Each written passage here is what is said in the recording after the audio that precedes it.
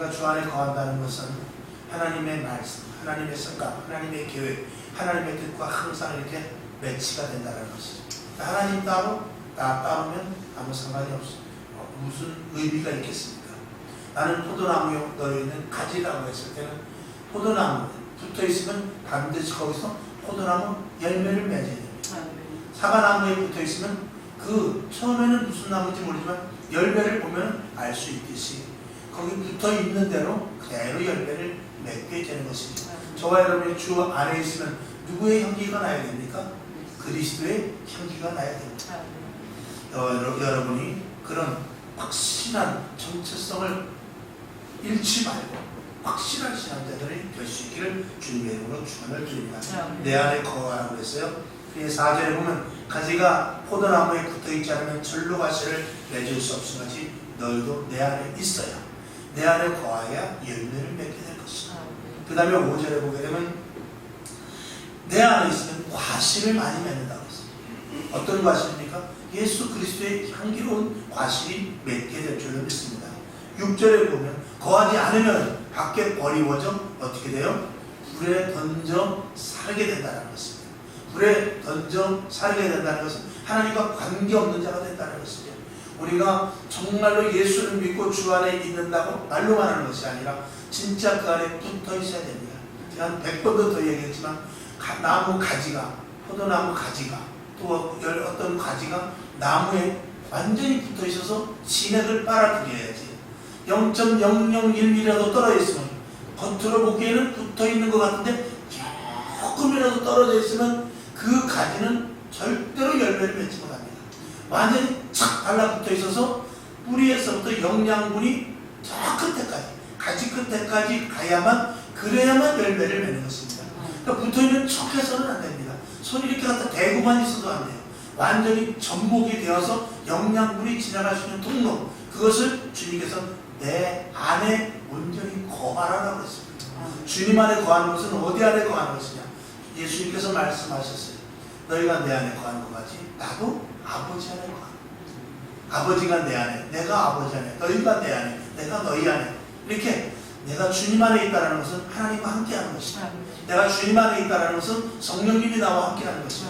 내가 주님 안에 있다는 것은 말씀과 나와 함께하는 것이기 때문에 반드시 주님 안에 거하여 가지가 나무에 붙어있듯이 저와 여러분이 온전히 붙어있는 그런 신앙자들이 되어야 될 것입니다. 그런 의미에서 오늘 성찬을 드리는데 성찬을 통해서 주님 내 안에 오셨다. 주님 내 안에 계십니다. 주님이 내 안에 오셔서 온전히 나의 주인이 되시려고 하신다. 그런 의식과 그런 인식을 가지고 성찬을 할 때 주님께서 여러분이 온전한 주인이 되셔서 하나님이 기뻐하시는 일들을 저와 여러분은 하고 또 하나님이 주실 약속의 축복을 저와 여러분에게 반드시 주실 줄로 믿습니다. 그래서 실제로 보게 되면 내 안에 있을 때 모든 것들을 구하는 대로 이루어 주시겠다는 것입니다. 여기서 구하는 것은 무엇이냐? 이 세상에서 구하는 그런 시시한 것이 아닙니다. 왜 세상에서 구하는 것이 시시하다고 제가 말씀을 드리냐? 성경에서 구하는 것은 성경은요 있을 수 없는 일들을 기록되어 있습니다. 세상에 과학적으로, 의학적으로, 논리적으로 또 이렇게 사람이 합리적으로 맞는 그런 내용은 거의 없습니다. 그래서 홍해가 갈라진다든지 여리고성이 무너진다든지 죽은 나사로가 일어난다든지 그 다음에 안진뱅이가 일어난다든지 방언을 하고 기적이 일어난다든지 환상을 본다든지 예언을 한다든지 이런 것이거든요. 이거는 세상에 아무 책에도 없습니다. 학교 가서 배우는 것도 아닙니다. 주 안에 있을 때 무엇을 구하고 무엇이 이루어지느냐 그런 것들이 이 성경의 약속에 나타나는 말씀들이 세상 사람들이 볼 때는 얼토당토하는 거지만 그것이 이루어진다는 것입니다. 할렐루야. 그러니까 우리가 예수를 믿으면 만사형통이다 하는 것이 세상에서 보는 만사형통이 아닌 것입니다. 절대적으로 우리가 예수를 믿어 주 안에 거한다는 것은 성경에 있는 약속의 놀라운 축복들이 이루어진다는 거예요. 그것은 세상에서 맛볼 수 없는 신기한 체험이에요.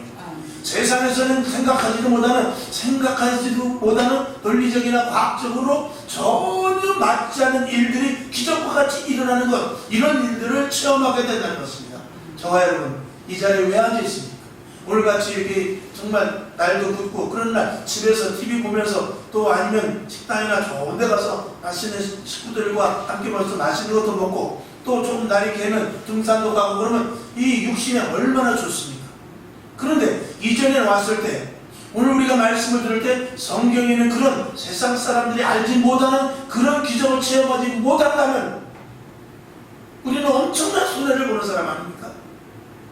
그런 체험을 하고 그런 체험이 우리에게 있어서 이 자리에 앉아있어야 세상 사람들한테 왜 교회 가냐 할 때 나는 너희가 모르는 교회 가는 이유가 있어라고 말할 수 있을 거 아닙니까? 근데 그것도 왜 가냐 그러면 그냥 가면 좋아 이렇게 막연하게 말할 뿐이 아니라 그냥 마음 편하게 가는 것이 아니라 그래도 종교 하나 정도는 있어야 되는 것이 아니라 이런 것이 아니라 우리는 하나님 앞에 나올 때 너희는 몰라 내가 아무리 말해도 너는 몰라 나만이 알고 있는 비밀이 있어 아니 이 비밀을 가지고 있는 자들이 이 자리에 앉아서 주 앞에 영광을 올리면 하나님이 기뻐 받으실 것이고 또 이 자리에 예배를 때 그 정도 되는 어떤 자기의 그 소신이 있어야 되지 않겠느냐 이런 것입니다.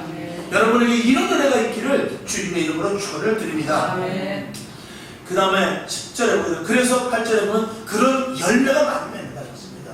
내가 사업이 잘 돼서 열매가 아니라 내 자식이 잘 돼서 열매가 아니라 믿음으로 말하면 성경 어디를 보도 이거 나 처음 했는데 어디를 보도 맞아 이런 일이 맞아 또 어디를 보도 우리 교회는 이런 일들이 많이 일어나 이런 열매가 맺어야 줄로 믿습니다. 그 다음에 10절에 보면 내가 아버지의 계명을 지켜 그의 사랑 안에 거하는 것 같이 너희도 내 계명을 지키면 내 사랑 안에 거하리라. 예수 그리스도께서 하나님 안에 거하듯이 우리도 주 안에 거함으로 말미암아 하나님의 사랑을 받을 수 있다라고 말합니다. 여러분에게 내 안에 거하는 주 안에 거하는 확실하게 구하는 여러분 될 수 있기를 주님의 이름으로 축원을 드립니다. 자, 요한복음 15장 11절을 한번 보겠습니다. 오늘 10절까지 봤는데 11절을 한번 보죠. 자, 다 같이 시작. 내가 이것을 너희에게 이르면 내 기쁨이 너희 안에 있어 너희 기쁨을 충만하게 하리라. 아멘. 우리에게 기쁨이 있는데 이 세상에서 누리는 기쁨이 아니라 하나님이 주시는 충만한 기쁨을 주시겠다. 그러니까 표현을 할 수가 없어요. 이 우리나라의 이 단어로 표현할 수 없으니까 그냥 기쁨이 충만하게 하겠다는 것입니다. 여러분에게 이 기쁨이 충만함을 체험할 수 있기를 주님의 이름으로 축원을 드립니다. 그래서 그리스도인이라면 언제든지 주 안에 있어서 하나님이 공급하여 주시는 것으로 사는 자라고 분명하게 말할 수 있죠. 근데 사단은 어떡하죠? 주 안에 들어가지 못하게 하는 겁니다. 그래서 계속해서 분리를 시키려고 하죠. 그것을 계속 공격하고 있어요. 물질을 뺏어가고 건강을 뺏어가고 환경을 나쁘게 하고 자녀들이 속을 새기게 하고 부부간의 갈등을 새겨서 자꾸 주님과 거하지 못하게 합니다. 근데 정말 우리가 주님 안에 거하여서 역설적으로 말하면 주님 안에 거하여서 세상에서 누릴 수 있는 복이 아니라 정말 하늘로부터 주시는 신령한 은혜의 기적을 체험한다면 아무리 환경이 좋지 않고 그리고 아무리 물질의 어려움이 생기고 아무리 내 몸에 여러 가지 힘든 거 어려움이 생긴다 할지라도 그런 것들을 넘을 수가 있다는 거죠. 그러니까 성경에 있는 분들은 순교자들이 많아요. 욥과 같은 사람은 정말 얼마나 큰 어려움을 당했는지 여러분이 아시지 않습니까? 사도 바울도 옥에 갇히기가 아주 밥 먹듯이 했어요. 베드로도 마찬가지고 매를 맞은 적도 있고 화형에 처해 죽은 사람도 있고 단두대에 죽은 사람도 있고 이렇게 여러 가지 어려움과 고통과 정말 질병 때문에 고생하는 그런 사도들도 있었지만 그런 믿음의 선배들이 있었지만 그런 것들을 이길 수 있는 힘은 주 예수 그리스도로 말미암아 주 안에 거함으로 말미암아 이 성경에는 세상 사람들이 알지 못하는 기적과 체험을 했기 때문에 그런 것입니다. 그래서 주 안에 거하고 하나님의 말씀 안에 들어와서 말씀에 있는 약속의 축복을 받으라 라고 말씀을 하고 있는 것입니다. 사단은 그거는 빼앗지 못해요. 그런 것들을 빼앗지 못하는데 어떻게 빼앗으려고 하냐? 외부적인 요인으로 해서 환경 때문에 영적인 것을 뺏기게 해요. 자녀 때문에 영적인 것을 망가뜨리게 합니다. 그리고 사업이 잘 안 돼가지고 교회를 떠나게 하고 그래서 그들은 영적인 부분을 제대로 건드릴 수가 없기 때문에 외형적으로 보이는 물질, 건강, 환경, 자녀, 부부 이런 사업 이런 것들을 통해서 자꾸 안 되게 하고 곤란하게 하고 해서 무엇을 무너뜨리려고 하느냐? 하나님과의 우리와의 관계를 결별시키려고 하는 것입니다.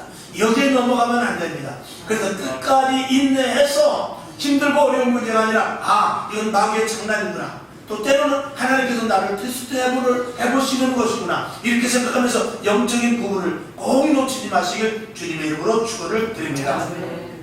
그래서 교회와 성도 간에 하나님과 우리와의 모든 이 관계 속에서 자꾸 분리시키고 거리를 두게 하려는 것이 사단의 괴계다 라는 것을 저와 여러분이 항상 명심하고 조금 힘들고 어려운 일이 생기고 시험거리가 생기면 마귀의 장난이구나, 예수의 이름으로 물러갈지어다, 이렇게 기도할 수 있기를 주님의 이름으로 축원을 드립니다. 그래서 주님은 언제든지 모이기를 했으라고 해요. 자, 히브리서 10장 25절을 보겠습니다. 시작. 모이기를 해하는 어떤 사람들의 습관과 같이 하지 말고 오직 권하여 그날이 가까울수록 더욱 그리하자. 그날이 가까워질수록 더욱더 모이기를 애쓰라 이것입니다. 근데 마귀는 지금 어떡하죠? 모이지 못하게 합니다. 비대면 예배를 드리라고 하고 온라인 예배를 드리라고 하고 있습니다. 여러분 안 됩니다. 현장에 나와서 예배를 드리는 것이 옳습니다. 앞으로 정말 극한 상황이 생겨서 진짜로 대면 예배를 드리지 못할 상황이 올 수도 있습니다. 그런 정말 하나님도 인정하실 수 있을 만한 그런 일이 생긴다면 뭘까? 지금은 예배 드릴 수 있지 않습니까? 마스크를 쓰면 되고 옆에 격리판을 만들면 되고 또 소독하면 되고 이렇게까지 예배 드릴 수 있는데도 우리가 예배 드리지 않으면 이건 마귀의 유혹에 넘어가는 것밖에 되지 않습니다. 제가 예를 한번 드려보죠. 여러분들 그 예는 많이 들었을 것입니다. 어떤 우체부와 한 아가씨가 사랑을 했어요. 잘 아시는 이야기죠? 근데 아가씨는 어디 사냐? 저 멀리 시골에 살아요. 우체부가 우체부에 어떤 청년과 어떤 젊은 여인이 사랑을 하기 시작했는데 그 남자는, 그 청년은 서울에 살아요. 근데 여인은 시골에 삽니다. 그러니까 이게 일이 워낙 바쁘니까 갈 수가 없으니까 매일 편지를 하는 거예요. 매일 편지를 하는데 우편 배달부가 거기를 한번 가려면 힘들어요. 그러나 어떻게 매일 편지가 오니 우편 배달부를 가야죠. 그러니까 우편 배달부가 매일 가가지고 그 아가씨한테 편지를 갖다 주는데 힘들면 물도 주고 또 비가 오는 날은 옷도 갈아입혀주고 그러다 보니까 누구랑 결혼했느냐? 그 남자랑 결혼한 게 아니라 우체부하고 결혼했단 말이에요. 여러분, 그 서울에 있는 남자가 그 시골에 있는 아가씨를 사랑하지 않았을까요? 아닙니다. 엄청 사랑했습니다. 편지를 쓸 때마다 사랑의 농도는 더 깊어 갔어요. 근데 진짜 정작 만나는 사람은 누구였느냐? 우체부가 된 거예요. 여러분, 저와 여러분이 교회에서 이탈되는 게 하나님의 사랑이 끊어졌습니까? 하나님의 사랑이 끊어져서가 아니에요. 하나님은 온라인 예배를 드리든지 비대면 대면 예배를 드리든지 어떤 예배를 드리든지 하나님의 사랑은 변함이 없어요. 누가 헷갈리죠? 내가 헷갈리는 거죠. 내가 누구를 만나냐, 내가 어떤 환경에 있느냐, 내가 어떤 처지에서 거기와 접목하고 있느냐, 거기와 만나게 된단 말입니다. 그렇기 때문에 오늘도 이 자리에 나와서 예배 드리는 사람과 화면을 보는 사람과는 천지 차일 수밖에 없는 것입니다. 벌써 화면을 볼 때는 그 주변의 환경을 내가 갖고 예배를 드리는 거예요. 그러면 어디에 빠지게 되냐? 그 환경에 얽매일 수밖에 없는 것입니다. 화면은 둘째입니다. 자, 화면을 보다가 만약에 누가 왔습니다. 그러면은 그거 화면 볼 동안 문 열어주지 않을까요? 가만히 그 모니터를 보니까 우리 손주가 왔어. 나 예배 드리니까 문 열어줘. 그러겠어요? 그러나 여기 와서 예배 드리면 지금 집에 손주가 와서도 어떻게 해요? 기다리고 있어야죠. 벌써 그것도 다르지 않습니까? 이런 환경 속에서 누가 하나님을 더욱 깊이 있게 만날 수 있느냐 이거예요. 사단은 어떻게 해서든지 자꾸 거리를 멀어지게 하려고 해요. 여러분, 더 주 안으로 들어올 수 있기를 주님의 이름으로 축원을 드립니다. 이번 코로나 사태를 통해서 엄청난 변화가 있었는데 몇 가지 한번 말씀을 드려보고자 합니다. 첫 번째는 정신적인 부분과 심리적인 부분이 굉장히 약화되었습니다. 지금 우울증 환자가 얼마나 많은지 모릅니다. 또 이게 지금 마스크 써가지고 입안에 냄새 나는 사람들이 더 많아졌다고 그러네요. 그런 부분들도 있더라고요. 뭐 다 저는 뭐 이렇게 오래 쓰지 않으니까 그런 부분이 없습니다만 아침에 출근해서부터 집에 퇴근해야 벗는 그런 업종을 가진 그런 분들은 정말 그럴 수 있겠다라고 생각을 하게 됩니다. 그리고 생활의 위축을 받게 되고 그러니까 점점 무기력해지고 이 재난 문자만 와도 겁을 덜컥 내고 그러는 이런 생활을 갖게 돼요. 그래서 결국 이 다른 일보다 쉽게 말하면 좀 건설적이고 창의적인 그런 일을 하는 것보다는 지금 마음이 어떻게 되냐 점점 위축해서 아무것도 못하는 사람이 점차적으로 이렇게 축소되고 위축되고 그리고 자기가 이 할 수 있는 것에 대한 제약을 받음으로 말해서 사람들이 좀 이상해지는 그런 부분으로 가는 것들을 분명히 우리가 볼 수 있습니다. 지금 청소년 범죄가 엄청 많이 늘어나고 있습니다. 사기꾼들이 득세를 하고 있습니다. 왜 그렇습니까? 이 자기가 점점 축소되는 그 공간 안에서 이 할 수 있는 것은 뭐냐? 사람은 사람 간의 대화 속에서 이렇게 어떤 일들을 추구해야 되는데 이 좁은 공간에서 생각하는 것은 자꾸 어떻게 되느냐? 내가 생각했던 것을 사람이 만나게 되면 생각했던 것을 사람을 만나게 되면 환경이 바뀔 수 있어요. 근데 이 사람을 만나지 않고 생각하던 그 생각이 점점 굳어져요. 그런데 그 생각 속에 하나님을 만나지 못한 사람들은 그 생각 속에 점점 악하고 속상하고 우울하고 성질나고 이런 것들이 자꾸 축적될 때 그것이 결국 무엇인가로 표출될 수밖에 없습니다. 이게 사회적인 이제 고민거리, 불안거리로 되어버릴 수 있다는 것입니다. 그러니까 어떤 일들이냐면 결국은 사회는 점점 분열이 되고 계속해서 분열이 되고 지금 사회적 거리두기를 했지만 실질적으로 사람 간의 거리를 둠으로 말해서 마음도 멀어지게 되는 거예요. 아까 그 서울에 있는 청년과 시골에 있는 저자가 못 만나듯이 그런 일들이 점점 이루어지는데 그런과 동시에 점점 가정이 분열되고 부부간에 분열되고 사회도 분열되고 직장 간에도 분열되고 점점 개인주의가 팽배해져 가면서 이 분열되는 양상을 계속 보게 됩니다. 이런 분열은 결국 어떻게 되느냐? 결국 결론적으로서는 교회와 세상 간의 분열이 최종적으로 시작이 되는 것입니다. 전에 한번 말씀드렸잖아요. 제가 아는 목사님이 손주들이 와서 손주들이 주일날만 되면 옵니다. 교회 갔다가 이제 자기네 집으로 안 가고 할아버지 보러 옵니다. 할아버지 목사님인데 목사님을 보러 가요.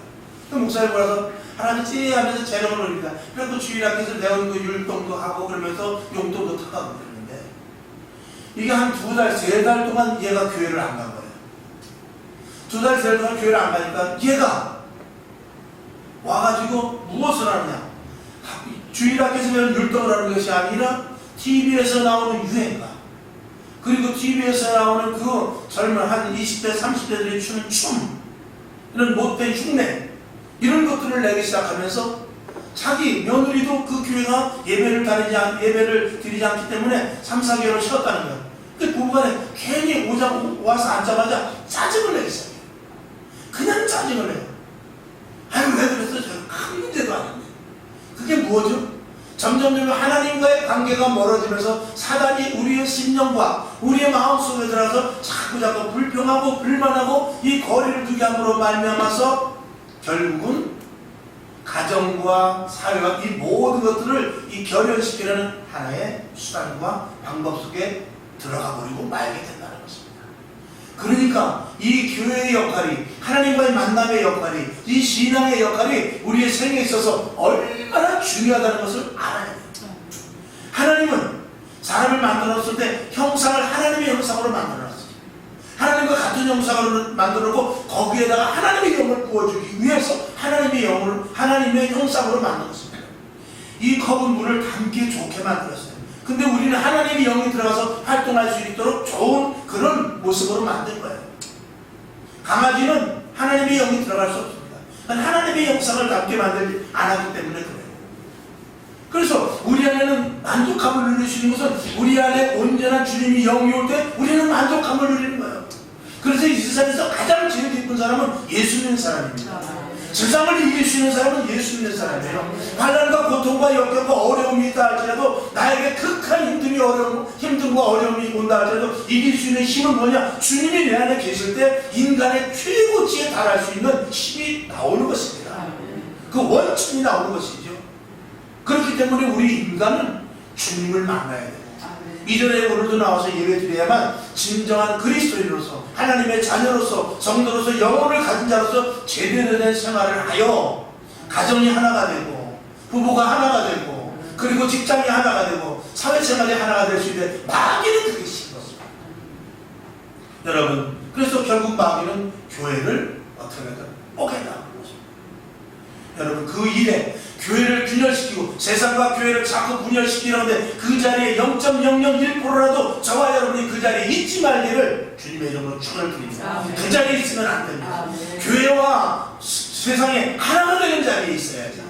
분열되는 자리에 내가 변칙해버리면 그건 큰일이라는 것입니다.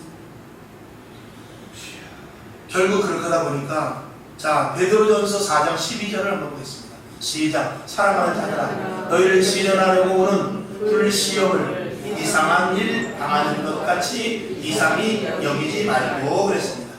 여러분에게 다가오는 힘든 어려움, 나의 예수로 충만하면 분명히 이길 수 있을 줄로 믿습니다. 결국은 어떻게 되느냐? 이 교회, 이 종교라는 것이 심각성이 있게 됩니다. 여러분, 새벽 예배 제가 말씀을 드리는데, 이 종교라는 것을 자꾸 말살시키려고 하는 것이 사회주의, 공산주의의 세력들의 근본 모습입니다. 대개 사람들은 종교성을 있으면, 이건 불교, 기독교뿐만 아니라 불교나 뭐 어느 종교든지 되게 하다못해 사람 가게다 큰 그냥 빨갛고 파란 걸 걸어놓고 거기다가 이렇게 냉수하고도 떠놓고 절을 하는 사람이라 할지라도, 나름대로 종교를 가진 사람은 이 마음속에 무엇이 있느냐? 양심에 대한 것들이 투철합니다. 그래서 내가 나쁜 짓을 하면 안 되겠구나, 하늘이 보고 있지, 이런 마음속에 이 안에 양심이 활동될 수 있도록 죄에 대해서 민감해지는 것이 종교입니다. 근데 종교가 없어지면 이 죄에 대해서 어떻게 되냐? 둔감해지기 시작합니다.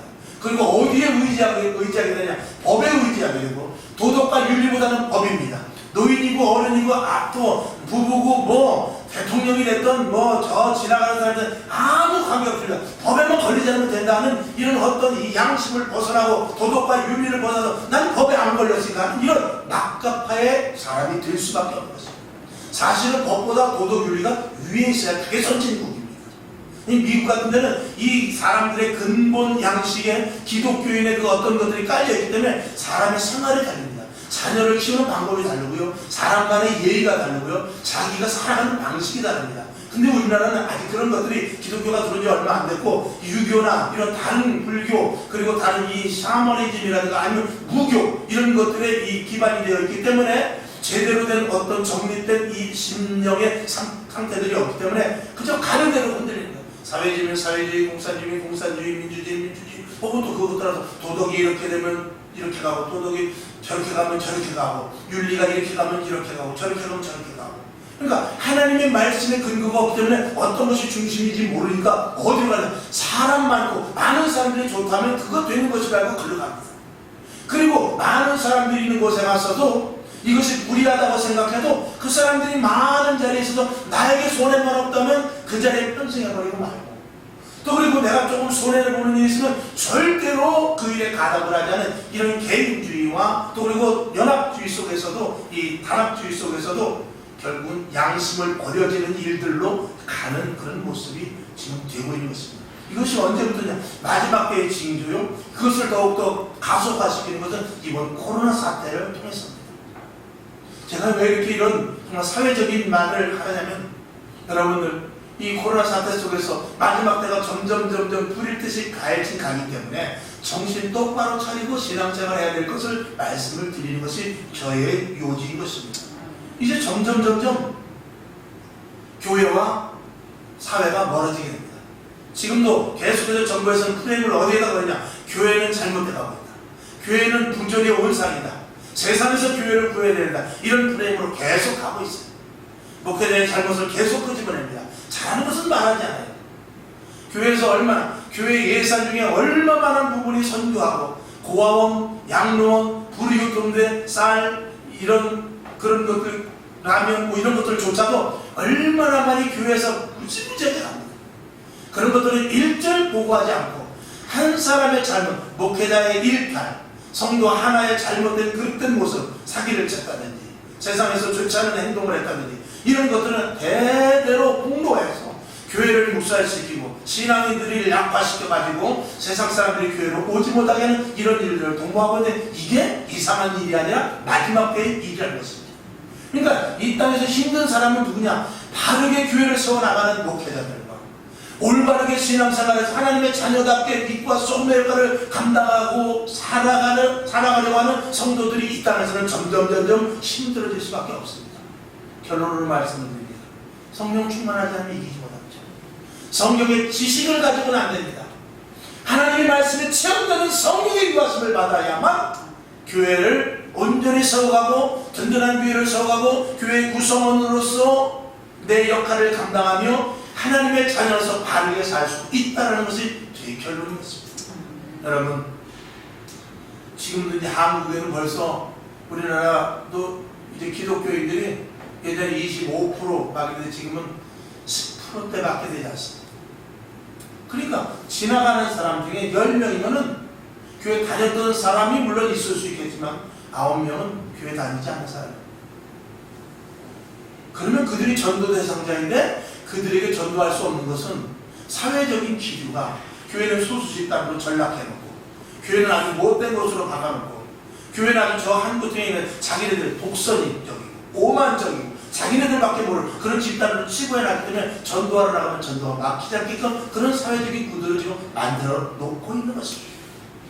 여기에 우리가 어떻게 해야 되냐? 성령으로 충만하지 않으면 마치 사도 바울이 로마에 가서 로마를 뒤집어 놓듯이 소돔과 고모라 성도 같은 데라 할지라도 이 롯과 롯의 식구들은 성령 충만하지 못하기 때문에 그들 의 열명을 만들지 못한 거예요. 오늘 이 시대도 얼마든지 하나님의 택한 백성이 있는데 그들에게 다가갈 수 있는 자는 누구냐? 하나님의 말씀을 확고하게 믿고 내가 날마다 결단하고 날마다 기도하면서 하나님 나에게 힘 주시옵소서, 성령님 나를 도와주시옵소서 하면서 성령에 충만한 자들만이 나아가서 복음을 전도할 수, 증거할 수 있다는 것입니다. 여러분, 그 자리에 설 수 있기를 주님의 이름으로 축원을 드립니다. 자, 로마서 12장 2절을 보겠습니다. 시작. 너희는 이 세대를 본받지 말고 오직 마음을 새롭게 함으로 변화를 받아 하나님께 선하시고 기뻐하시고 온전하신 뜻이 무엇인지 분별하도록 하라. 아멘. 그러므로 말하면서 위험한 것이 뭐냐면 의식, 사람의 의식과 삶의 질이 떨어져 버린 것입니다. 이 의식이, 도덕과 윤리는 그 나라의 의식 수준의 잣대가 된 것입니다. 근데 이게 법이 강하게 통치하는 나라일수록 의식과 그리고 의식이 떨어지는데 도덕과 윤리가 묵살되기 때문에 떨어질 수밖에 없습니다. 여러분, 가장 강력하게 법을 집행하는 나라가 어디입니까? 물론 미국의 법도 강력하다면 거기도 자유가 엄청나게 큰 만큼 상대적으로 강하죠. 그럼 이 법이 가장 센 나라가 어디입니까? 북한하고 중국 아닙니까? 함부로 말하지 못하고. 우리나라도 어느 때부턴가 참 말씀드리기 그렇습니다. TV를 제가 가장 좋아하는 TV가 지금은 뭐 그렇게 TV에 대해서 그렇게 큰 관심이 없지만 그럼에도 불구하고 예전에는 제가 가장 좋아하는 프로그램이 뭐냐면 코미디 프로였어요. 왜 코미디가 좋아하냐? 그러니까 풍자가 너무 좋아요. 그래서 세상에 일어나는 비리, 정치에 대한 잘못, 그리고 이 세상에 지금 일어나는 현상 이런 것들에 대해서 풍자를 하기 때문에 제가 코미디를 굉장히 좋아하거든요. 근데 코미디 프로그램이 없어졌습니다. 왜 그렇죠? 정치에 대한, 대통령에 대한, 권력자에 대한 이 풍자를 하는데 제재가 걸리기 때문에 그래요. 이전에는 여러분 성대묘사 하는 거 봤죠? 어떤 대통령 성대묘사, 어떤 대통령 성대묘사, 어떤 대통령 성대묘사 하면서 또 같이 나와가지고 이렇게 대통령 흉내 내면서 옷도 입고 그렇게 했잖아요. 지금 그런 거 봤습니까? 왜 점점 그렇게 돼가죠? 이게 어떤 프레임에 지금 자꾸 조여가고 있는 거예요. 그런데도 말하지 못하는 것은 사람들이 겁이 나기 때문에 그렇고 위축되는 생활 속에서 자기 자신이 점점 이게 무기력해지고 그리고 의식 수준이 떨어지기 때문에 나만 잘 살면 되고 나만 괜찮으면 되고 저만 되면 뭐 있는 돈 가지고 미국으로 뜨지 뭐 저 다른 나라로 도망가지 이런 생각만 있지 대한민국이 잘 살아야 되는데, 대한민국이 이대로 가면 안 되는데, 우리 자식들을 어떡하지? 이런 걱정하는 사람이 없어요. 주일날 아침에 제가 제 친구 중에 관광버스 하는 녀석이 있어요. 친구 중에 주일날 아침에, 요즘 코로나 때는 조금 덜하지만 주일날 되면요 60대, 70대, 80대는지 뭐 50대, 60대 이렇게 제일 많습니다. 묻지마 봐. 그냥 저 주한역 앞에 딱 가면은요 있어요. 그냥 그 차 그냥 와 있어요. 그럼 자기네들끼리 카톡이나 이런 페이스북으로 다 연결해가지고 그냥 나가는 거예요. 나가서 아무 차나 타요. 아무 차나 타면서 거기다가 핸드폰을 놓습니다. 그냥 이만한 바구니가 있어요. 거기다 핸드폰을 또 놓고 그냥 타는 거예요. 그래서 이쪽은 남자, 이쪽은 여자 핸드폰. 그래 놓고 딱 차가 이제 출발하면 자 지금부터 파트너를 정하겠습니다. 남녀인의 중에서 핸드폰 그래. 이거 누구 핸드폰이죠? 제 겁니다. 또 이거 누구 핸드폰이죠? 제 겁니다. 같이 앉으세요. 그리고 어디까지 가느냐? 산에 가고 들에 가는 거예요. 그리고 제일 놀다가 밤에 와요. 이게 누가 하냐? 어른들이 하는 짓이에요. 애들이 뭘 배우고 있어요? 미래가 있습니까? 적어도 옛날에 어른들은 그러지 않았어요. 적어도 옛날에 어른들은 학교에서 선생님한테 매 맞고 오면 집에 가서 또 매 맞았어요. 지금은 그렇지 않습니다. 학교에서 매 맞으면 야 동영상 찍었냐? 미래가 있어요? 도덕과 윤리가 아니라 법의 잣대를 들이대는 이런 대한민국에 이게 미래가 있습니까?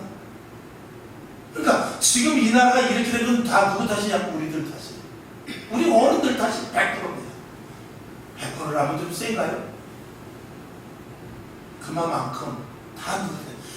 우리 어른들도 내 자식밖에 모르고 내 집밖에 모르고 교회도 마찬가지예요. 내 길밖에 모르고 나 먹는 것밖에 모르고 내가 힘으로만 생각했지 사람들에게 공유하는 것이 없기 때문에 외국 같은데 그렇지 않습니다. 그 사람이 죽을 때 사회에다 다 공헌을 했거든요. 뭐 신앙이라면 교회에다가 다 헌금을 하겠지만 사회에다 복지센터에다 갖다 줘. 국가의 동사무소 같은 데 가가지고 이만저만 해서 내가 이제 앞으로 얼마 안은 죽을 텐데 혹은 자식이 가서 우리 아버님이 돌아가신다는데 동사무소에 가서 이 재산을 이 국가에 내고 싶습니다. 이런 것들이 문화적으로 돼 있단 말이에요. 그러니까 그런 데 보면 전혀 차원이 틀리죠. 그러니 미래가 어떻게 해요? 미래는 없는 것입니다. 근데 이 일을 누가 해야 되죠? 그리스도인들이 해야 돼요. 예수 믿는 사람들이 지각이 있어서 그럼 어떻게 하지 할 게 아니라 이 성경 말씀을 믿고 하나님의 말씀을 믿으며 하나님의 말씀대로 가면은 그것이 사회가 사는 길이요, 가정이 사는 길이요, 직장이 사는 길이요, 내가 온전히 사는 길입니다. 그게 몇 개는 없어요. 결론으로 말씀을 드릴 때 점점 범죄율도 높아갑니다. 세계는 또 사회는 불안해져 갑니다. 점점 불신의 시대로 가죠. 자, 마태복음 24장 12절을 한번 더 봅시다. 시작. 불법의 성함으로 많은 사람의 사랑이 식어지리라. 이 법 앞에는 사람 없습니다. 사람은 도덕과 윤리에서 생겨난 것입니다. 결국 희생되는 것은 뭐냐? 교회가 희생되기를 바라는 것이 저들의 생각입니다. 결국 앞으로 교회가 회생되는데 무엇도 안 되고 사회가 여기가 힘들고 저기가 힘들고 그러지만 결국 가장 힘들어지는 데는 어디가 되느냐? 이제 교회가 될 것이에요. 그러면 누구에게 당장 어려움이냐? 저에게, 여러분에게 어려움이 올 것입니다. 물론 저도 교회 힘들어서 안 되겠네. 문 닫으면 그만이지. 여러분도 이제는 교회 그만 다녀야 돼서 안 오면 그만입니다. 그러나 그것을 하나님이 원하는 것도 아니거든요. 그러려면 하나님께서 우리를 창세전에 왜 부르셨습니까? 우리는 그런 존재는 절대 되어서도 안 되고 그런 존재는 아니겠습니다. 모든 프레임을 이제 앞으로 교회가 걸게 될 것입니다. 예배를 제한시키고 계속해서 부정적인 이미지, 교회 부정적인 이미지 앞으로 보시죠. 계속 올 것입니다. 이제 점점 세금 지금 엄청 많이 내죠. 우리나라의 부채가 아주 가파르게 상승 곡선을 긋고 있어요. 이제 돈이 없으면 어떻게 될까요? 최종적으로 어디까지 하냐? 교회도 세금 내요. 지금 현재 교회는 세금 안 내잖아요. 내 교회까지 세금 폭탄이 떨어질 것이에요. 그랬을 때 주위에서 세상 사람들이 그냥 빠져내야 돼. 이렇게 되는 것입니다. 맞아, 교회도 내야지. 당연히 깃발 들고 나오죠. 만약에 그 중에서 어느 목회자들이 그동안도 교회는 성스러운 것이고, 교회는 이 물질이 성도들의 기복이기 때문에, 그리고 교회에 쓰고 사회환원하고 사회활동에 많이 쓰기 때문에 이건 틀리다 라고 말하면 그 사람은 내맞아 죽습니다.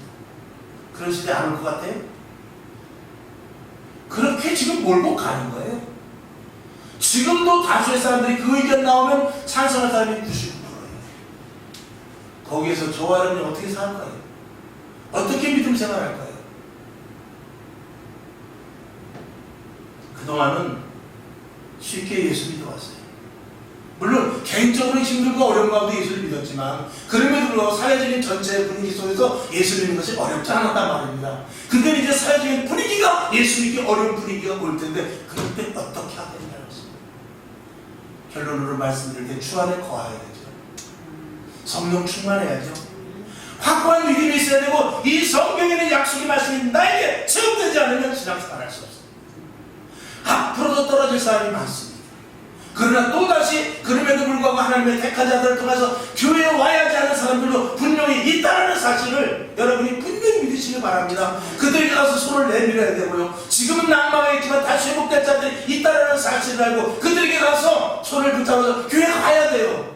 예수 믿어야 돼요. 옛날에 은혜 받았잖아요. 옛날에 성령 충만했잖아요. 그리고 가서 부르고, 그전에 한 번이라도 교회 왔잖아. 이제는 너는 하나님이 택한 백성이야. 왜 나가려고 해? 교회 와! 이렇게 말할 수 있는 저와 여러분이 될 수 있기를 주님의 이름으로 축원을 드리며, 오늘 본문의 말씀까지 포도나무 가지에 붙어있을 것이 저와 여러분 이탈되면 안 됩니다. 한 번만 잘못돼도 엉뚱한 길로 빠질 수 있어요. 배에서 큰 파도 속에 이 서핑하는 사람이 잘 가다가 한 번만 파도에 탁 휘리면 그 다음에 다시 가고 안 되면 그때는 물 바깥으로 이렇게 휘 나가서 수영쳐서 나와야 돼요. 여러분 신앙도 마찬가지입니다. 예전하고 달려 지금은 폭풍이 회아리가 이 파도가 얼마나 센지 몰라요. 여기에 함부로 저와 여러분 그냥 평생에 있을 그런 때가 아닙니다. 한 발만 잘못하면 튕겨나가서 다시 돌아오지 못할 그런 엄중한 시대에 있으니 여러분 신앙 믿음도 지지 마시고 끝까지 고군분투하여 주님 오시는 그날까지 믿음 지킬 수 있기를 주님의 이름으로 축원을 드리며 말씀을 마칩니다. 자, 요한일서 4장 4절을 보고 말씀 마치죠. 시작. 자녀들아, 너희는 하나님께 속하였고 또 저희를 이겼나니 이는 너희 안에 계시니가 세상을 믿는 이보다 크심이라. 아멘. 화평방송 구독, 좋아요 부탁드립니다. 감사합니다.